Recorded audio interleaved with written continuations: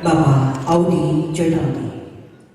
DPRD Sumatera Barat menetapkan kebijakan umum anggaran prioritas plafon anggaran sementara APBD tahun 2023 pada rapat paripurna. Rancangan KUAP PPAS ini menjadi acuan pada penyusunan APBD Sumatera Barat.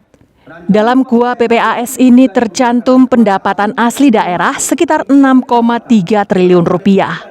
Jumlah ini hampir sama dengan tahun lalu, sekitar 6,2 triliun rupiah. Sedangkan pada rancangan pembangunan jangka menengah daerah ini, Gubernur Mahyeldi mencantumkan angka 7 triliun rupiah lebih. Hal ini menjadi sorotan khusus anggota DPRD Sumatera Barat yang menilai Gubernur tidak serius meningkatkan pendapatan asli daerah.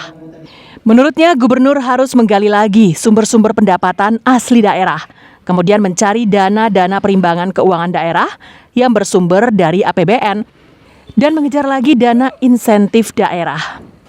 Tahun ini, Sumatera Barat tidak mendapatkannya sama sekali. Ya, pertama tentu kita mengacunya kepada RPJMD, karena di RPJMD itu belanja dan pendapatan itu di atas 7T. Tapi pada 2023 itu ternyata belanja kita hanya 6 lebih sedikit. Itu ini yang perlu kita pertanyakan. Setelah itu tentu ini akan berpengaruh kepada pendapatan, ya, pertumbuhan ekonomi kita. Saya melihat diinformasikan 4,7. Harusnya kita sudah di atas 5,5%. Menurut Wakil Ketua DPRD Sumatera Barat dari PKS, RPJMD yang disusun itu sebelum terjadinya pandemi COVID-19 sehingga tidak bisa dipaksakan. Alhamdulillah kita sudah bahas bersama, ya kita akui cukup alot. Itu tentunya yang paling utama dalam rangka mengangkat pendapatan. Karena sesuai dengan target RPJMD diharapkan sebenarnya pendapatan kita mencapai ke angka 7 triliun. Waktu menetapkannya, waktu itu kan belum COVID. Nah, tapi sekarang baru masih sampai ke angka 6,2 triliun dan itu sudah naik lebih dari 200 miliar dari nota pengantar yang 5,9.